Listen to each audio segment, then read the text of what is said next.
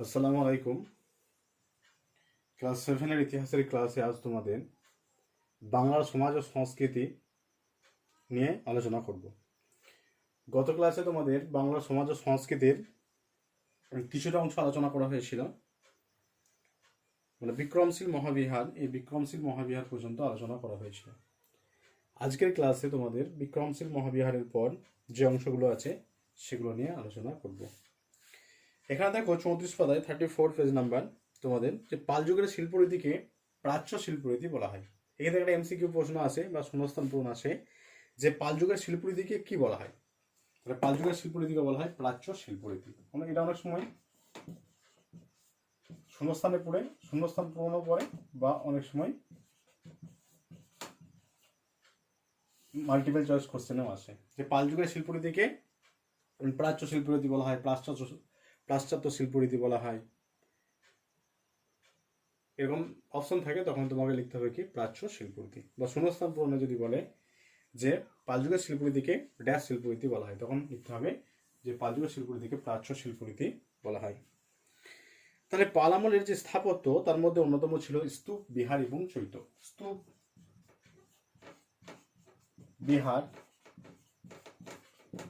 বিহার, মন্দির, এই সমস্তগুলো ছিল উল্লেখযোগ্য। প্রকৃতির কোপে এবং মানুষের রোষে সেই স্থাপত্যের আর বিশেষ কিছু নেই। তাহলে আজকের দিনে আমরা যে সমস্ত স্তূপ, বিহার বা মন্দিরগুলো দেখি, সেগুলো দেখব যে তাদের ভগ্নাবশেষগুলো পড়ে আছে, অবশিষ্ট আছে। স্তূপ কিন্তু সচরাচর আজকের দিনে আমরা দেখতে পাই না, দেখতে পাই যেগুলো সেগুলো তাদের ভগ্নাবশেষ। প্রাচীন ভারতে বৌদ্ধ এবং জৈনদের মধ্যে স্তূপ নির্মাণের রীতি ছিল। তাহলে বৌদ্ধরা বহু রকমের স্তূপ তৈরি করেছিল। এই স্তূপগুলো বৌদ্ধরা নির্মাণ করেছিল মূলত সেখানে থাকা এবং পড়াশোনা করার জন্য। তাহলে বৌদ্ধরা যে স্তূপগুলো নির্মাণ করেছিলেন সেই স্তূপগুলোতে তারা থাকতেন এবং সেখানে তারা পড়াশোনা করতেন। বর্তমানের দিনেও, আজকের দিনেও বেশ কিছু কিছু জায়গায় স্তূপ দেখা যায়। তার মধ্যে বাংলাদেশের 3টে জায়গাতে আছে।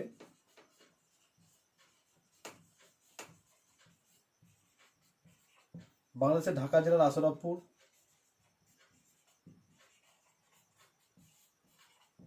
চট্টগ্রাম,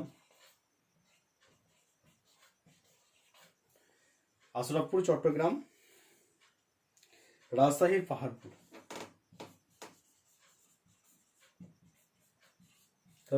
এখন বাংলাদেশ যেটা, সে বাংলাদেশের 3টে জায়গায় আছে। কি কি?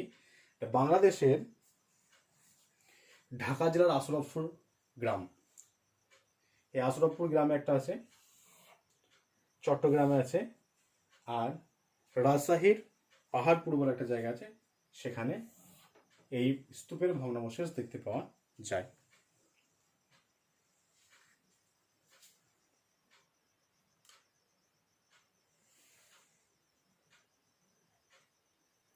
এছাড়াও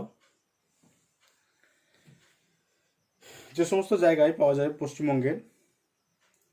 পশ্চিমবঙ্গের মধ্যে একটা আছে যে ভরতপুর গ্রামে, পশ্চিমবঙ্গের ভরতপুর বলে একটা গ্রাম আছে, সেই ভরতপুরে এই স্তূপ দেখতে পাওয়া যায়। তাহলে বাংলাদেশের আশরাফপুর, চট্টগ্রাম আর পাহাড়পুর, আর পশ্চিমবঙ্গের ভরতপুরে, বর্ধমান জেলার যে ভরতপুর, সেই ভরতপুরে একটা স্তূপ দেখতে পাওয়া যায়।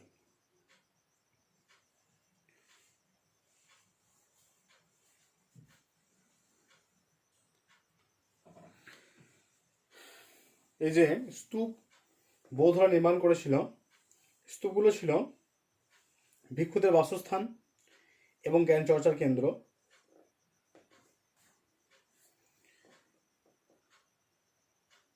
মন্দিরের মধ্যে সম্পরি বিহারের মন্দির ছিল উল্লেখযোগ্য। 4 কোণা এই মন্দিরে গর্ভগৃহ, প্রদক্ষিণ পথ, মণ্ডপ, সূর্য স্তম্ভ, এই সমস্তগুলো ছিল। আর এগুলো পোড়ামাটি, ইট এবং কাদার গাঁথুনি দিয়ে তৈরি করা হয়েছিল। পাল আমলের যে ভাস্কর্য, সে ভাস্কর্যগুলি পাল যুগের একটা উৎকৃষ্ট উদাহরণ।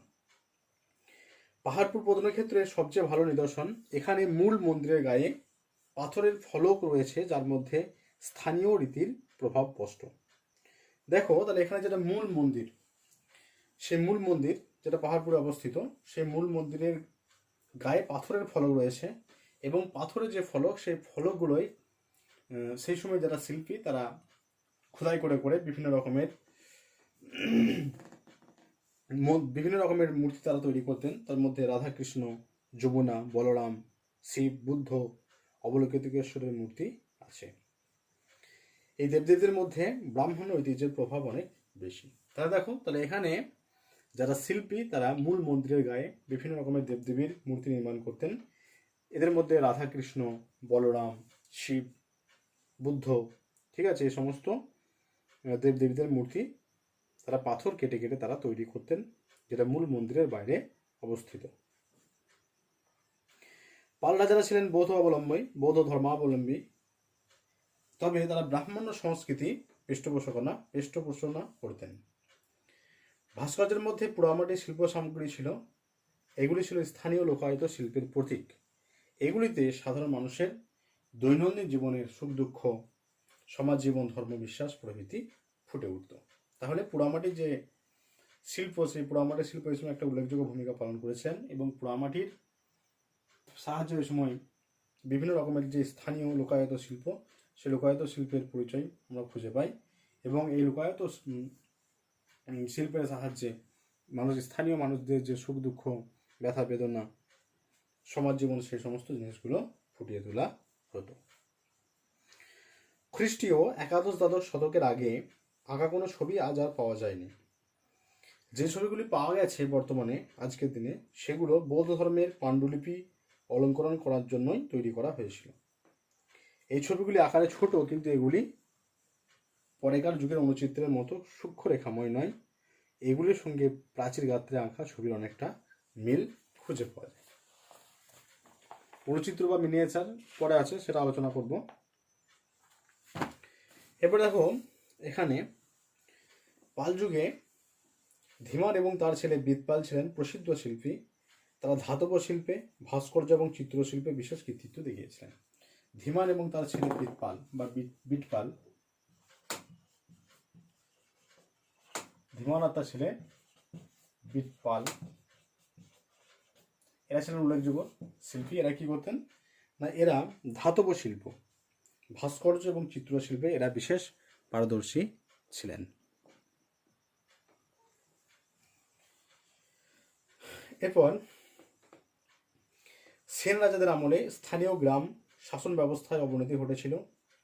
স্থানীয় জনসাধারণের সঙ্গে রাষ্ট্রের যোগাযোগটা অনেকটা শিথিল হয়ে পড়েছিল। সেন আমলের লেখাগুলোতে রাজমহিষীদের উল্লেখ আছে। এর থেকে আমরা অনুমান করতে পারি যে রাজপরিবারের যারা মহিলা, তাদের গুরুত্ব অনেকখানি বেড়েছিল সেন সময়কালে। সমাজে যারা সাধারণ মানুষ, তাদের জীবন ছিল মোটামুটি সচ্ছল। ভূমিহীন ব্যক্তি এবং শ্রমিকের অবস্থা ছিল শোচনীয়।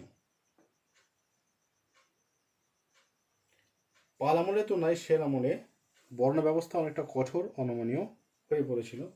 যখন বল্লাল সেন পড়িয়েছি তখন পড়িয়েছি।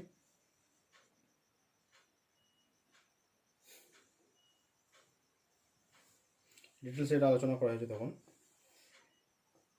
পাল যুগের মতো সেন যুগেও বৌদ্ধ ধর্মের প্রচার এবং প্রসার ঘটেনি। পাল যুগের মতো সেন যুগে বৌদ্ধ ধর্মের প্রচার এবং প্রসার ঠিক ততটা ঘটেনি। সেন রাজারা ব্রাহ্মণ ধর্মের পূজারী ছিলেন, বা ব্রাহ্মণ ধর্মকে তারা, সেন রাজারা ব্রাহ্মণ ধর্মকে বেশি গুরুত্ব দিতেন। ব্রাহ্মণ ধর্মের মধ্যে বৈদিক ধর্ম এবং পৌরাণিক ধর্ম এই দুইয়ের মিশ্রণ ঘটেছিল। ইন্দ্র, অগ্নি, কুবের, সূর্য, বৃহস্পতি, গঙ্গা, যমুনা, মাতৃকা, শিব, বিষ্ণু, এদের পূজা করত সেন যুগের যারা শাসক। তাহলে সেন যুগের যারা শাসক তারা ব্রাহ্মণ ধর্মের পূজারী ছিলেন।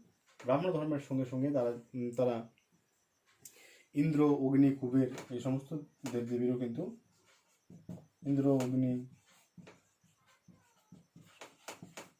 কুবের, বৃহস্পতি, ইন্দ্র, অগ্নি, কুবের, বৃহস্পতি, গঙ্গা, যমুনা, মাতৃকা, শিব, এদের পূজা করতেন। গঙ্গা,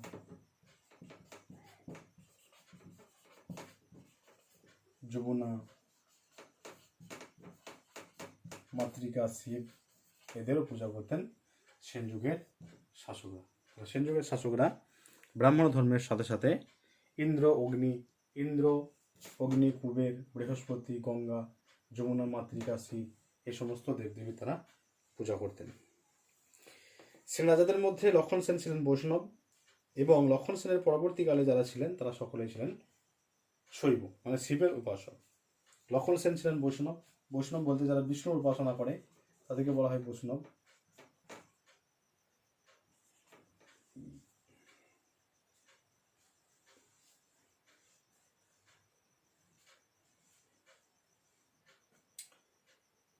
আর বৈষ্ণব আর লক্ষণ সেনের পরবর্তীকালে যারা শাসক ছিলেন তারা ছিলেন শৈব। শৈব বলতে যারা শিবের উপাসক। তাহলে লক্ষণ সেন ছিলেন বৈষ্ণব, আর লক্ষণ সেনের পরবর্তীকালে যে সেন রাজারা ছিলেন তারা সকলেই ছিলেন কিন্তু শৈব।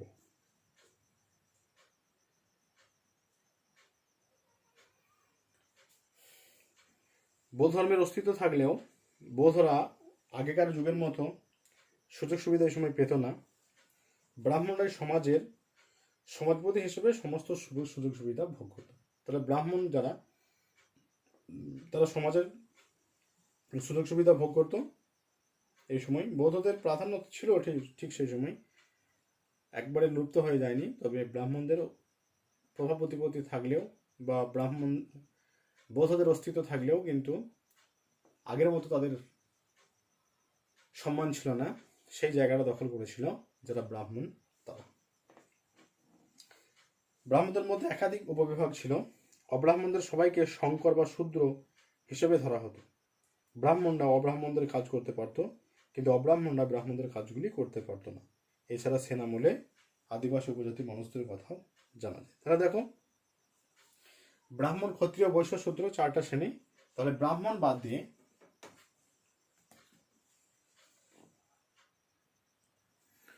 দেখো, শিখছো তোমরা চতুর্বর্ণ প্রথা জেনেছ। চতুর্বর্ণ প্রথা,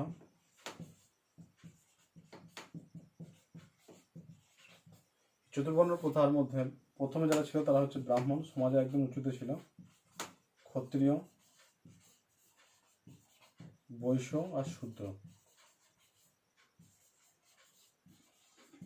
চারটা শ্রেণীতে বিভক্ত ছিল। বলছে ব্রাহ্মণ ছাড়া যারা সমাজে যারা ছিলেন তারা সকলে হচ্ছে শঙ্কর, শঙ্কর বা শূদ্র। ঠিক আছে, সমাজে শঙ্কর বা শূদ্র কারা না? ব্রাহ্মণ বাদ দিয়ে যারা বাকি ছিলেন তারা হচ্ছেন শঙ্কর বা শূদ্র। কারা? ক্ষত্রিয়, বৈশ্য এবং শূদ্র, এরা হচ্ছে সমাজের শঙ্কর বা শূদ্র। আর ব্রাহ্মণরা হচ্ছেন এরা হচ্ছে বিশুদ্ধ জাতি, বিশুদ্ধ আর্য জাতি যাদেরকে বলে, তারা হচ্ছে ব্রাহ্মণরা। তাহলে যারা ব্রাহ্মণরা অব্রাহ্মণদের কাজ করতে পারতেন, ব্রাহ্মণরা কিন্তু ক্ষত্রিয়, বৈশ্য, শূদ্র এদের কাজ করতে পারতেন। কিন্তু যারা অব্রাহ্মণ, ক্ষত্রিয়, বৈশ্য এবং শূদ্র, এরা কিন্তু ব্রাহ্মণদের কাজগুলো করতে পারতেন না। তাহলে ব্রাহ্মণ যারা, ব্রাহ্মণ ও অব্রাহ্মণদের কাজগুলো করতে পারতেন, ক্ষত্রিয়, বৈশ্য এবং শূদ্র এদের কাজ। তাহলে ক্ষত্রিয়দের কাজ কি? ক্ষত্রিয়দের কাজ হচ্ছে যুদ্ধ বিগ্রহ করা। বৈশ্যদের কাজ কি? বৈশ্যদের কাজ হচ্ছে ব্যবসা বাণিজ্য করা। আর শূদ্রদের কাজ উপরে তিন বর্ণ ব্রাহ্মণ, ক্ষত্রিয়, বৈশ্য এদের সেবা করা। তাহলে একজন ব্রাহ্মণ কিন্তু এই তিনটা কাজই করতে পারতো। ক্ষত্রিয়দের কাজও করতে পারতো, বৈশ্যদের কাজও করতে পারতো এবং শূদ্রদের কাজ করতে পারতো। কিন্তু যারা শঙ্কর, অর্থাৎ ক্ষত্রিয়, বৈশ্য এবং শূদ্র যারা, তারা কিন্তু ব্রাহ্মণদের কাজগুলো করতে পারতো না।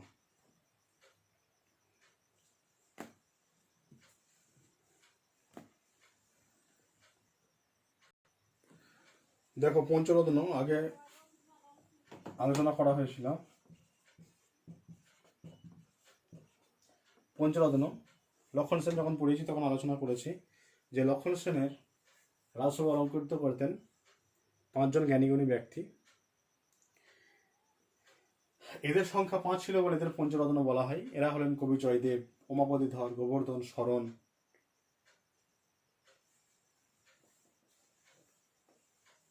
ঠিক আছে, এদের সংখ্যা কত? এদের 5, এই কারণে এদের পঞ্চরত্ন বলা হয়। তাহলে কবি জয়দেব পঞ্চরত্ন, কবি জয়দেব,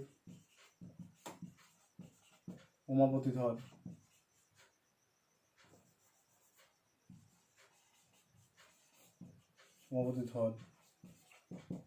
গোবর্ধন, শরণ আর ধৈ। ঠিক আছে, 1 2 3 4 5। তাহলে লক্ষণ সেনের রাজসভা অলঙ্কৃত করতেন 5 জন জ্ঞানীগুণী ব্যক্তি। এদের সংখ্যা 5 ছিল বলে এদের পঞ্চরত্ন বলা হয়। এরা হলেন কবি জয়দেব, উমাপতি ধর, গোবর্ধন, শরণ এবং ধৈ। ঠিক আছে, 5 জন। এরপর কবি জয়দেব কি রচনা করেছেন?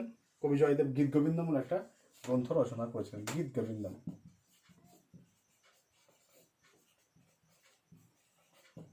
গীত গোবিন্দম, গীত গোবিন্দমের বিষয়বস্তু কি না, রাধাকৃষ্ণের প্রেম লীলা। রাধাকৃষ্ণের যে প্রেম লীলা, সেই প্রেম লীলা এই গীত গোবিন্দম কাব্যের একটা মূল বিষয়বস্তু। ধৈ লিখেছিলেন পবনদূত। পবনদূত লিখেছিলেন ধৈ, ধৈ কাব্য। ত্রয়োদশ শতকে গোড়ায় শ্রীধর দাস সদুক্তি কর্ণামৃত নামে একটা গ্রন্থ রচনা করেছিলেন। সদুক্তি কর্ণামৃত, শ্রীধর দাস।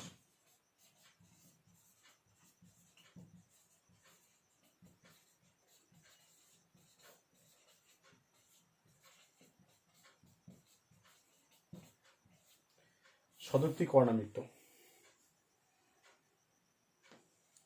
লিখেছেন শ্রীধর দাস। শ্রীধর দাস লিখেছিলেন সদুক্তি কর্ণামৃত গ্রন্থটি।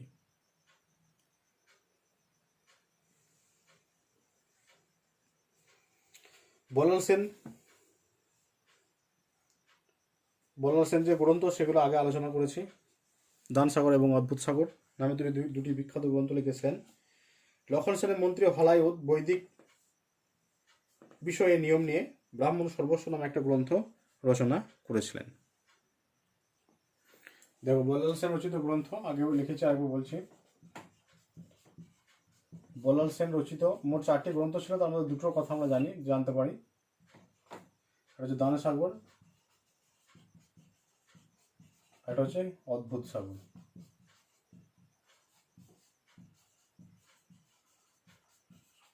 এই 2টো গ্রন্থ রচনা করেছেন বল্লাল সেন, দান সাগর এবং অদ্ভুত সাগর। আর লক্ষণ সেনের মন্ত্রী হলায়ুদ একটা গ্রন্থ রচনা করেছিলেন, যার নাম হচ্ছে ব্রাহ্মণ সর্বস্ব।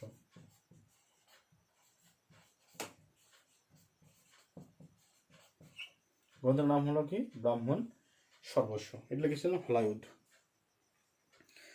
আর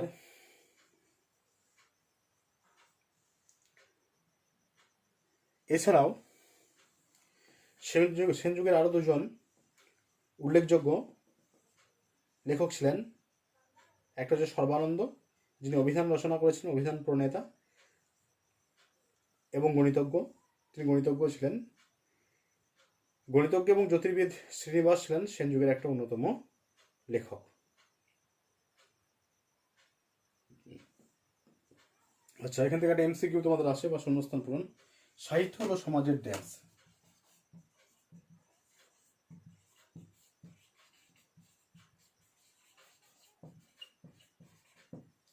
সাহিত্য হলো সমাজের দেশ, এটা হবে কি? আয়না। সাহিত্য হলো সমাজের আয়না। এটা অনেক সময় এমসিকিউতে আসে তোমাদের পরীক্ষায়।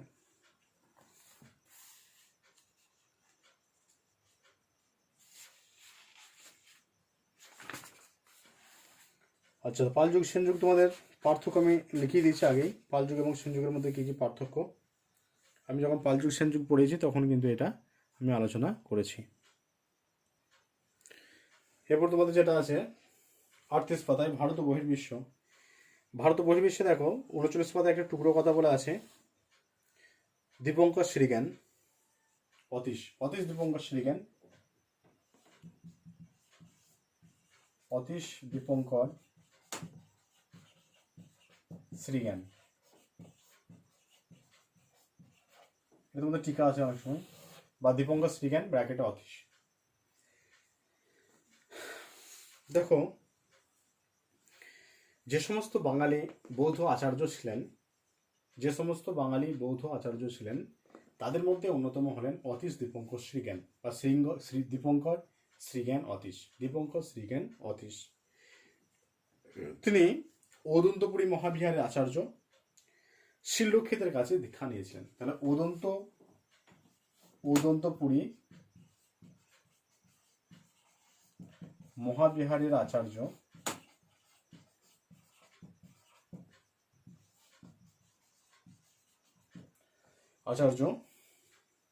শিলরক্ষিতের কাছে দীক্ষা নিয়েছিলেন।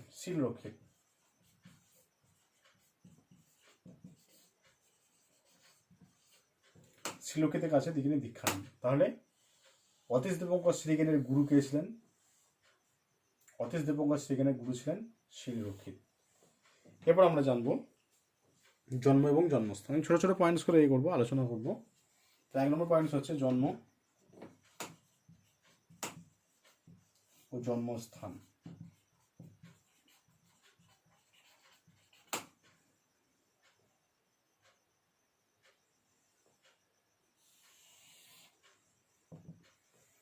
জন্মস্থান। অতীশ দীপঙ্কর শ্রীজ্ঞান 980 খ্রিস্টাব্দ।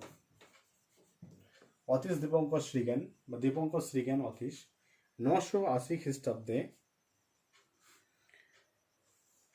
খ্রিস্টাব্দে বিক্রম মণিপুরের বজ্রযোগিনী গ্রাম,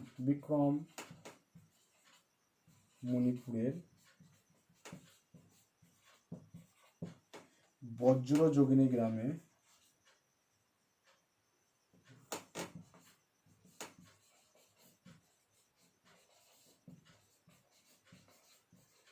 জন্মগ্রহণ করেন। তাহলে বিক্রম শ্রীজ্ঞান, এই অতীশ দীপঙ্কর শ্রীজ্ঞান 980 খ্রিস্টাব্দে বিক্রম মণিপুরের বজ্রযোগিনী গ্রামে জন্মগ্রহণ করেন। 2 নম্বর পয়েন্ট।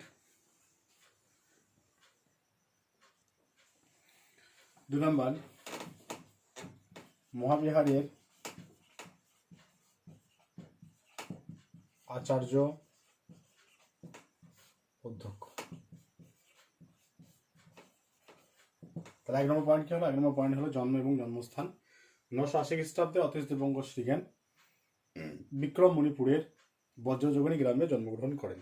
1 নম্বর পয়েন্ট হয়ে গেল। 2 নম্বর পয়েন্ট দেখো। 2 নম্বর পয়েন্ট হচ্ছে মহাবিহারের আচার্য অধ্যক্ষ। অতীশ দীপঙ্কর শ্রীজ্ঞান ওদন্তপুরী, সোমপুরী ও বিক্রমশীল মহাবিহারের আচার্য এবং অধ্যক্ষ হয়েছিলেন। 3টে মহাবিহার, ওদন্তপুরী, সোমপুরী এবং বিক্রমশীল। ওদন্তপুরী, সোমপুরী ও বিক্রমশীল।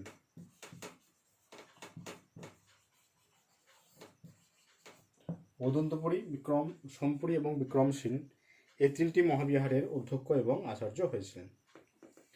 3 নম্বর পয়েন্ট হচ্ছে তিব্বতে অতীশ।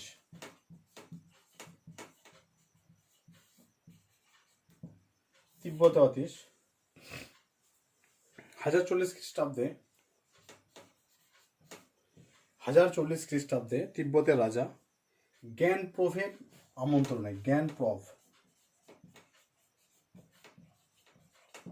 জ্ঞানপ্রভের আমন্ত্রণে অতীশ দীপঙ্কর শ্রীজ্ঞান তিব্বতে যান এবং তিব্বতে গিয়ে তিনি মহাযান বৌদ্ধ ধর্মের প্রচার করেন। মহাযান আর হিনযান দুটো আছে। তাহলে মহাযান বৌদ্ধ ধর্মের প্রচার করেন। তিব্বতের মানুষরা অতীশকে বুদ্ধের অবতার রূপে পূজা করেন। বুদ্ধের অবতার রূপে তাকে পূজা করেন তিব্বতের মানুষেরা। 4 নম্বর হচ্ছে মূল্যায়ন।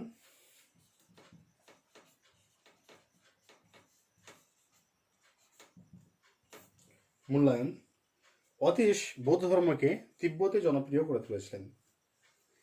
তিব্বতের রাজধানী রাসাই অতীশের সমাধিস্থল আজকের দিনেও বৌদ্ধদের কাছে একটি পবিত্র তীর্থস্থান এবং আজকের দিনেও বৌদ্ধরা কিন্তু সেখানে পুণ্য লাভের আশায় সেখানে জমায়েত হয়।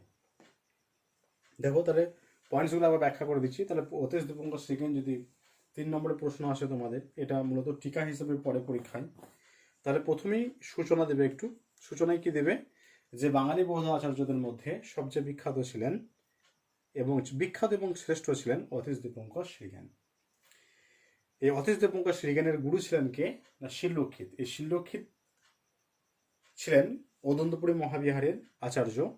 এই শিলরক্ষিতই কিন্তু অতীশ দীপঙ্কর শ্রীজ্ঞানের গুরু বা তিনি তার দীক্ষাদাতা।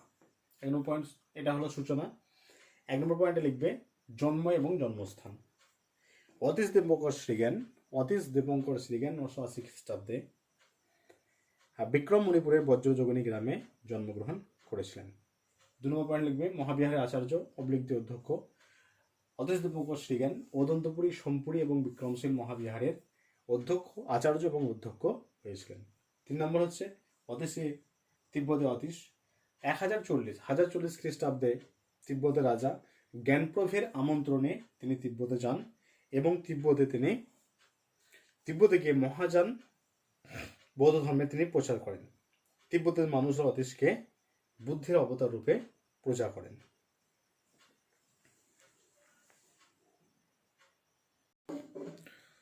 তাহলে এখানে অতীশ দীপঙ্কর তিনি মহাযান বৌদ্ধ ধর্মের প্রচার করেন। মহাযান, দেখো বৌদ্ধ ধর্মের দুটো ভাগ, একটা হচ্ছে হিনযান, একটা মহাযান। এগুলো ক্লাস 6 আলোচনা করেছে, একবার বলে দিই। বৌদ্ধ ধর্মের দুটো ভাগ, একটা হচ্ছে হিনযান আর একটা হচ্ছে মহাযান। হিনযান আর মহাযান। তাহলে দেখো হিনযান যে সমস্ত বৌদ্ধ গৌতম বুদ্ধের নিরাকার উপাসনায় পূজারী, অর্থাৎ যে সমস্ত বৌদ্ধ বুদ্ধের নিরাকার উপাসনায় বিশ্বাসী, অর্থাৎ বুদ্ধর যে আকার নেই সেই নীতিতে যারা বিশ্বাসী এবং যারা অষ্টাঙ্গিক মার্গ, ঠিক আছে, অষ্টাঙ্গিক মার্গ মুক্তির পথ এটাকে যারা মনে করে তারাই কিন্তু হিনযান নামে পরিচিত। তাহলে গৌতম বুদ্ধের নিরাকারে যারা বিশ্বাসী, অর্থাৎ গৌতম বুদ্ধের কোনো আকার নেই, নিরাকার তত্ত্বে যারা বিশ্বাসী এবং অষ্টাঙ্গিক মার্গে তারা জীবনের মুক্তি বলে মনে করে, তারাই কিন্তু হিনযান নামে পরিচিত। অন্যদিকে যে সমস্ত বৌদ্ধ বুদ্ধের মূর্তি নির্মাণ করে তাকে পূজা করে, তারা মহাযান নামে পরিচিত। তাহলে মহাযানরা বুদ্ধের মূর্তি নির্মাণ করে পূজা করে আর হিনযানরা নিরাকার বুদ্ধে বিশ্বাসী। এটাই হলো পার্থক্য। তাহলে অতীশ দীপঙ্কর শ্রীজ্ঞান এই মহাযান যে ধর্মমত বৌদ্ধদের, সেই মহাযান ধর্মমত তিনি প্রচার করেন, অর্থাৎ বুদ্ধের মূর্তি নির্মাণ করে তাকে পূজা করার যে প্রচলন সেটাই বিশ্বাসী ছিলেন অতীশ দীপঙ্কর শ্রীজ্ঞান।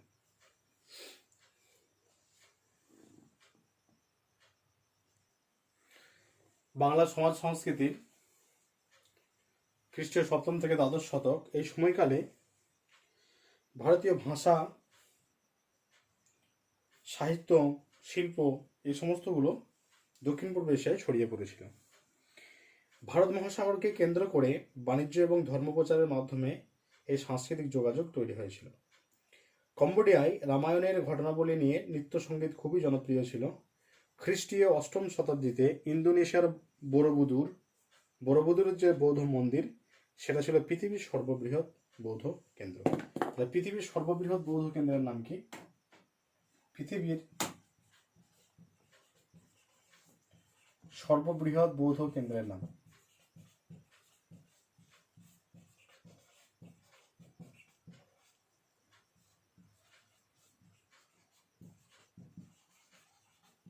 ইন্দোনেশিয়ান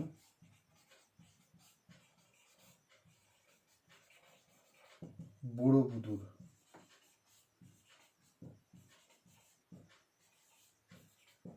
ইন্দোনেশিয়ার বড়বুদুরে যে বৌদ্ধ মন্দির, সেই বৌদ্ধ মন্দির হচ্ছে পৃথিবীর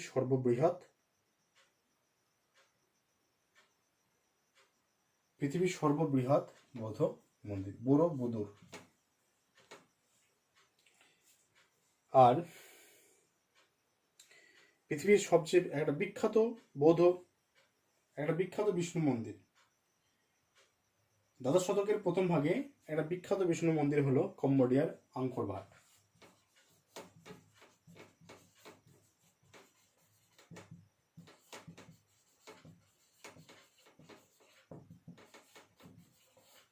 কম্বোডিয়ার আঙ্কর ভাট হলো একটা বিখ্যাত বিষ্ণু মন্দির। এই মন্দিরে গায়ে রামায়ণ এবং মহাভারতের বিভিন্ন গল্পগাথা খোদাই করা হয়েছে। দক্ষিণ পূর্ব এশিয়ার দেশগুলির সাথে ভারতের যে সম্পর্ক, সেই সম্পর্ক ছিল একমুখী ছিল, সেটা কিন্তু ভাবা উচিত না যে শুধুমাত্র বাণিজ্যিক সৌহার্দ্যের বিনিময়ে একটা সম্পর্ক তৈরি হয়েছিল, তা কিন্তু নয়। পান পাতা এবং অন্যান্য বেশ কিছু ফসল কিভাবে ফলাতে হয় তাই এসব প্রতিবেশী দেশগুলি থেকে ভারত শিখেছিল। এইসব দেশগুলির শিল্প, ধর্ম, লিপি এবং ভাষার ক্ষেত্রে ভারতের অনেক প্রভাব ছিল, কিন্তু সেখানকার সমাজ সংস্কৃতি তার নিজস্ব মেজাজ বজায় রেখেছিল। তার মধ্যে স্থানীয় উপাদানের সাথে ভারতের বৈচিত্র্যময় সংস্কৃতির ছোঁয়াও কিন্তু সেই সময় লেগেছিল।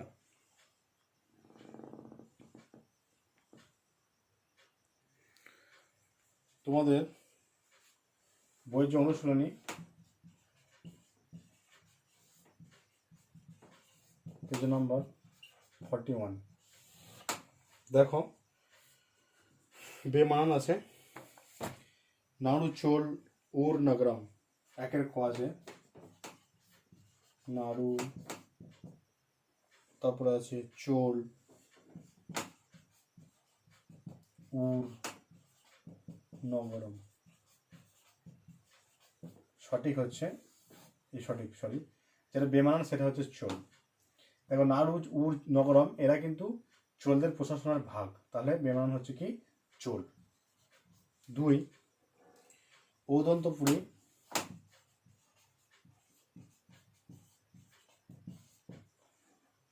বিক্রমশীল নালন্দা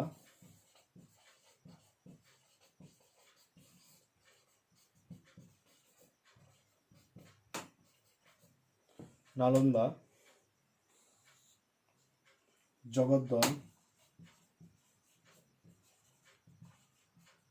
লক্ষণতী।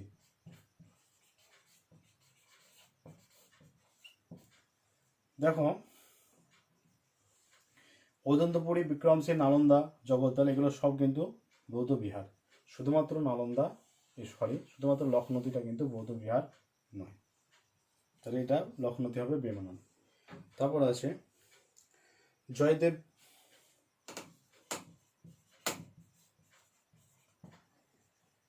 ধীমান বিদপাল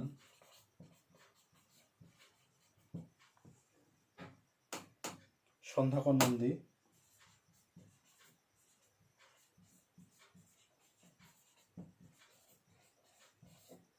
চক্রপাণি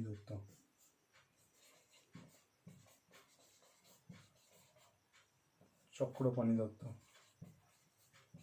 দেখো জয়দেব ধীমান বিদপাল সন্ধ্যাকর নন্দী চক্রপাণি দত্ত, তাহলে এটা হবে বেমানান সন্ধ্যাকর নন্দী। বাকিরা কিন্তু সব সেন যুগের, দেখো সেন সময়কালের জয়দেব ধীমান বিদপাল এবং চক্রপাণি দত্ত। ঘয়টা আছে দেখো লুইপাদ অশ্বঘোষ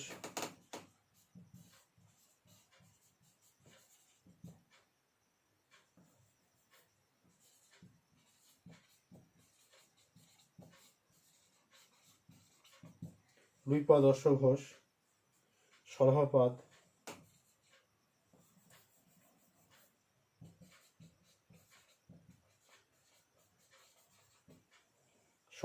আর হচ্ছে কাহ্নপাদ।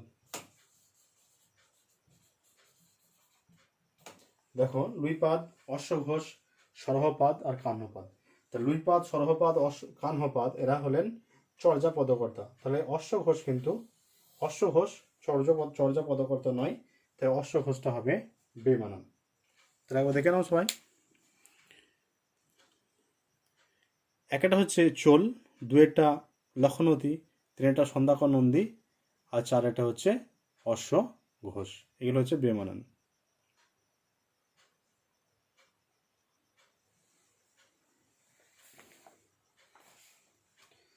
এরপর বিবৃতি আছে, দেখো বিবৃতিগুলো আমি মুখে বলে দিচ্ছি। বাংলার অর্থনীতি বাংলার অর্থনীতি পাল সেন যুগে কৃষি নির্ভর হয়ে পড়েছিল। ব্যাখ্যা একে আছে, পাল সেন যুগে বাংলার মাটি আগের তুলনায় বেশি উর্বর হয়ে গিয়েছিল। ব্যাখ্যা 2, পাল সেন যুগে ভারতের পশ্চিম দিকের সাগরে আরব বণিকদের দাপট বেড়ে গিয়েছিল। আর 3, পাল সেন যুগে রাজারা কৃষকদের উৎপন্ন ফসলের ওপর কর নিতেন। তাহলে সঠিক উত্তর হচ্ছে যে বাংলার অর্থনীতি পাল সেন যুগে কৃষি নির্ভর হয়ে পড়েছিল। এর সঠিক ব্যাখ্যা হলো অপশন 2, মানে ব্যাখ্যা 2, পাল সেন যুগে ভারতের পশ্চিম দিকের সাগরে আরব বণিকদের দাপট বেড়ে গিয়েছিল। অপশনগুলো লিখে দিচ্ছি। দেখো 2 দাগার কয়ের যেটা সঠিক উত্তর হবে ব্যাখ্যা 2 হচ্ছে সঠিক। ক্ষয় আছে, দেখো দক্ষিণ ভারতে মন্দির ঘিরে লোকালয় বসবাস তৈরি হয়েছিল। 1, রাজা অভিজাতরা মন্দিরকে নিষ্কর জমি দান করতেন। 2, নদী থেকে খাল কেটে সেচ ব্যবস্থার উন্নতি করা হয়েছিল। 3, দক্ষিণ ভারতে রাজারা অনেক মন্দির তৈরি করেছিল। সঠিক উত্তর হচ্ছে ব্যাখ্যা 1, রাজা অভিজাতরা মন্দিরকে নিষ্কর জমি দান করতেন।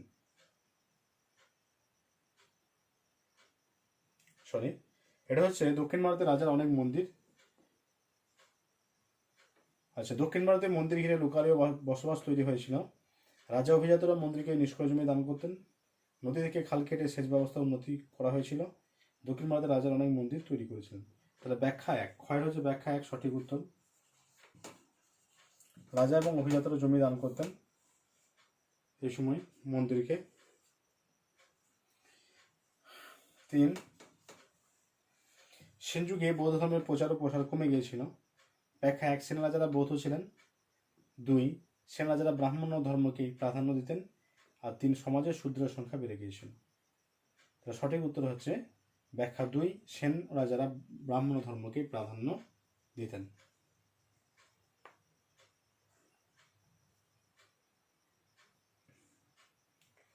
সেন যুগে বৌদ্ধ ধর্মের প্রচার ও প্রসার কমে গিয়েছিল।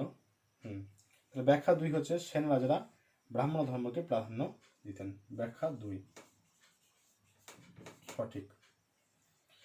ঠিক আছে, তাহলে তোমাদের তৃতীয় অধ্যায় মোটামুটি শেষ হলো।